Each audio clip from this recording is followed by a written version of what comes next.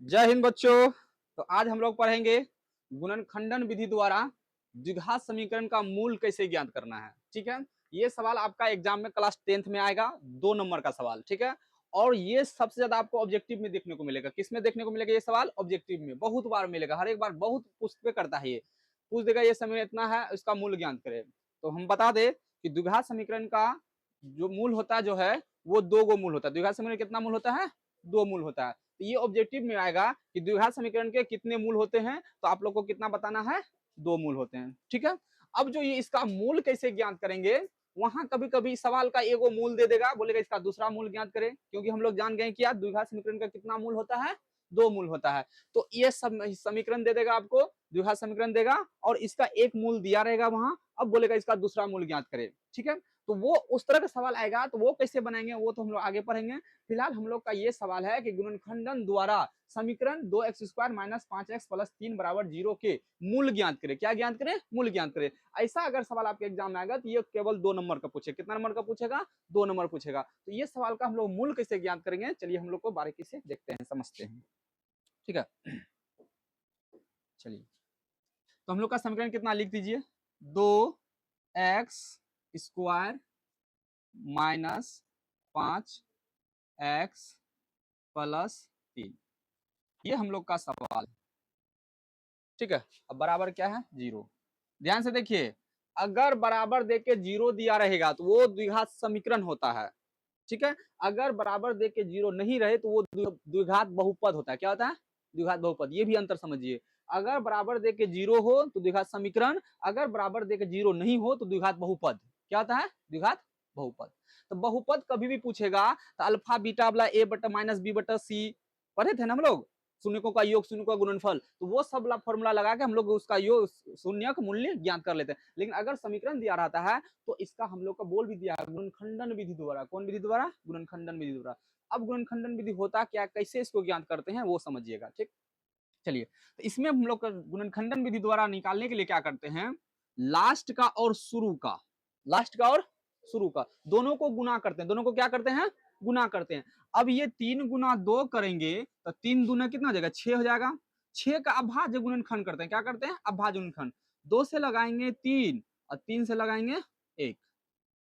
अब ऐसा, अब देखिए, करे तो इसका दोनों का भाज्य गुणनखंड गुना करके, लेकिन तोड़ना होता है इसको। किसको तोड़ना होता है? बीच वाला को। बीच वाला को हम लोग को पुराना होता है, या तो दोनों को जोड़ के या तो दोनों को घटा के।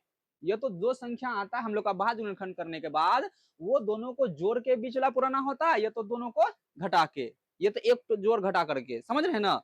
तो हम लोग के पास 5 पुराना है। कितना पुराना है? 5। अब बताइए इन दोनों को हम लोग क्या करेंगे जो 5 पुर जाएगा? जोड़ना पड़ेगा। अब ध्यान जोड़ना पड़ेगा। हम लोग ये जान गए कि जोड़ेंगे। क्या जोड़ेंगे? क्या करेंगे? जोड़ेंगे। अब समझिए, हमको जोड़ना भी है और हमको माइनस भी आना है। हम जोड़ भी देंगे लेकिन हमको क्या चाहिए? माइनस चाहिए। अब दोनों में कैसा कैसा चिन्ह लेंगे जो जुड़ भी जाएगा माइनस भी हो जाएगा, जुड़ भी जाएगा और माइनस भी रह जाएगा। अच्छा, माइनस प्लस क्या होता है? माइनस होता है तो आप तो बोले अभी जोड़ना है सर, तो माइनस प्लस लीजिएगा तो घटेगा तो जुटेगा? जुटेगा? नहीं जुटेगा। माइनस प्लस में जुटेगा? कभी नहीं जुटेगा। प्लस प्लस लेंगे तो प्लस हमको आएगा, हमको माइनस ना चाहिए। प्लस प्लस करेंगे तो कौन चीज आ जाएगा? हमको जुट भी जाएगा और प्लस भी आ जाएगा, लेकिन माइनस आने वाला नहीं है। तो माइनस भी आना है, जुटना भी है, तो माइनस माइनस क्या होता है? आएगा भी क्या? चिन्ह क्या आएगा? माइनस माइनस प्लस होता है ना, चिन्ह भी क्या आता है? माइनस का आता है। पहले से पढ़ा रखे हैं, माइनस माइनस प्लस होता है लेकिन चिन्ह क्या आता है हम लोग का? माइनस का आता है। ठीक है, हाँ, माइनस अगर प्लस कर देंगे हम लोग इसमें तो ये हम लोग का घट जाएगा, तो घटेगा तो थोड़ी ना 5 आएगा, नहीं आएगा। बस यही चीज सीखना है हमको, माइनस चाहिए और जुटना भी चाहिए, तो दोनों में क्या लेना है, इसी में बच्चा नहीं कर पाता है। तो यही चीज सीखना। तो हम लोग जान गए दोनों में क्या लेना है? माइनस लेना है। एक्स वाला है तो इसमें भी एक्स देंगे और इसमें भी एक्स देंगे। अब 3x 2x 5x हो गया, जुट भी गया, चिन्ह माइनस का भी रह गया, नहीं रहा। समझ गए कैसे तोड़ना है? चलिए लिखिए, अब 2x² माइनस, अब कितना है ये? 2x, फिर माइनस कितना है? 3x, प्लस यहाँ कितना बचा? 3, अब बराबर 0।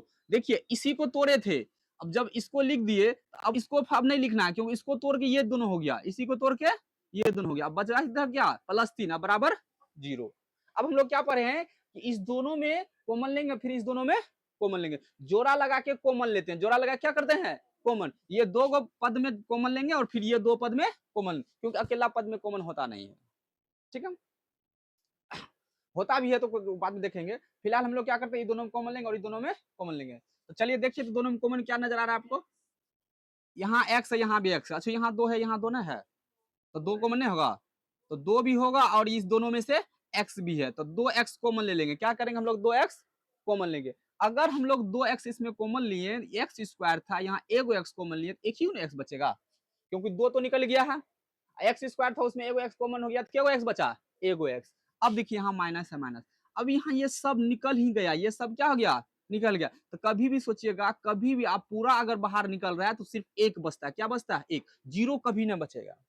इन्हें कि सर 2x निकलिएगा तब जीरो बचा, नहीं, जीरो से अगर हम लिखते हैं तो जीरो गुना इतना करेंगे तो जीरो हो जाएगा, क्या हो जाएगा, जीरो। तो कभी भी कॉमन लेंगे तो वहां अगर सब निकल जाएगा तो एक लिखेंगे, कितना लिखेंगे, एक, क्योंकि कॉमन निकलता है गुनाम निकलता है, कॉमन निकलता है कौन सी में, गुनाम निकलता है। चलिए वहां हो गया। अब ये दोनों में आपको क्या कॉमन नजर आ रहा है, बोलिए, यहाँ भी तीन है, यहाँ भी तीन है, चलिए अब समझ गए तीन लेना। अब यहाँ दिक्कत है कि यहाँ माइनस ले या प्लस ले, यहाँ माइनस ले या प्लस ले, तो जो आपको शुरू में दिखेगा ना वही ले लीजिएगा, जो शुरू में दिखेगा ना क्या करना है, वही ले लेना। यहाँ शुरू माइनस ला है ना, माइनस ले लिए और तीन ले लिए, अब यहाँ कितना बचेगा, एक्स बचेगा।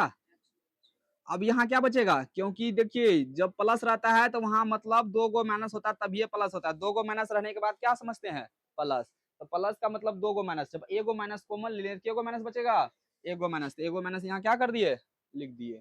अब बट अब यहाँ तीन निकाल लिए तो कितना लिखेंगे बोलिए तो, एक लिख, क्यों कि सब निकाले थे तो एक लिखे थे ना, यहाँ भी तीन निकल लिए गया, कितना बचा, एक, अब बराबर कितना, जीरो।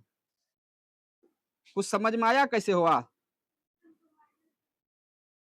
आ जाएगा बाद में। अब देखिए एक घर वाली एक बाहर वाली, चलिए x माइनस एक ले लेंगे, घर वाली ले लिया, बाहर वाली क्या है, 2x माइनस 3, अब बराबर जीरो। जब लड्डू लाइएगा तो दोनों में बांटिएगा, घरों वाली दीजिएगा और बाहर वाली को, नहीं तो गुस्सा आ जाएगी कोई, समझ रहे हैं ना। चलिए बांट दिए इसको भी, इधर भी क्या करेंगे, 2x माइनस 3 बराबर जीरो, दोनों को दे दिए। अब माइनस एक है, इधर आएगा तो प्लस, तो x बराबर कितना होगा, एक, इसको भेजिए, माइनस 3 इधर आएगा, कौन सी में आ जाएगा, प्लस 3 में, और ये दो गुना में इधर आएगा तो भाग में, तो x बराबर कितना हो जाएगा, 3/2। यही दोनों क्या हो जाएगा, द्विघात समीकरण का मूल, यही दोनों क्या हो गया, द्विघात समीकरण का मूल। तो द्विघात समीकरण के गो मूल निकला, दो गो निकला, बोले थे द्विघात समीकरण दो गो मूल होता है, दो गो मूल निकल गया, कैसे निकला समझ गए, बारीकी समझ गए। और कोई डाउट होगा तो आप लोग हमको मैसेज करिएगा, यूट्यूब चैनल पे, इंस्टाग्राम चैनल पे और फेसबुक चैनल पे।